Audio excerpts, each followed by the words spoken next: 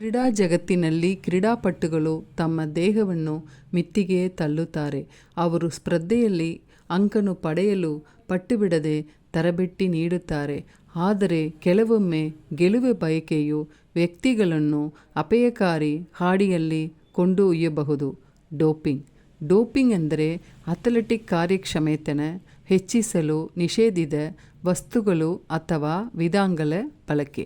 ಅನಬಾಲಿಕ್ ಸ್ಟೆರಾಯ್ಡ್ಗಳಿಂದ ಹಿಡಿದು ಎರಿಥ್ರೋಪೊಯೆಟಿನ್ ಅಥವಾ ಹಿಪ್ಪಿವರೆಗೆ ಇರುವ ಈ ವಸ್ತುಗಳು ಶಕ್ತಿ, ವೇಗ ಮತ್ತು ಸಹಿಷ್ಣುತೆಗೆ ಕೃತಕ ವರ್ಧಕಗಳನ್ನೇ ನೀಡುತ್ತವೆ. ಈ ವಸ್ತುಗಳು ಯಶಸ್ಸಿಗೆ ಶಾರ್ಟ್ಕಟ್ಗಳಂತೆ ತೋರುತ್ತಿದ್ದರೂ ಅವು ಗಮನಾರ್ಹ ಅಪಾಯಗಳಿಂದ ಬರುತ್ತವೆ. ಡೋಪಿಂಗ್ ಕ್ರೀಡೆಯ ಸಮಗ್ರತೆಗೆ ಮಾತ್ರವಲ್ಲ, ಅದರಲ್ಲಿ ತೊಡಗಿರುವ ಕ್ರೀಡಾಪಟುಗಳ ಆರೋಗ್ಯಕ್ಕೂ ಹಾನಿಕಾರಕವಾಗಿದೆ. ಗೆಲುವಿನ ಅನ್ವೇಷಣೆಯನ್ನು ಒಬ್ಬರ ಯೋಗಕ್ಷೇಮದ ವೆಚ್ಚದಲ್ಲಿ ಎಂದಿಗೂ ಬರಬಾರದು. ಡೋಪಿಂಗ್ನ ಪರಿಣಾಮಗಳು ಆಟದ ಮೈದಾನವನ್ನು ಮೀರಿ ವಿಸ್ತರಿಸುತ್ತವೆ.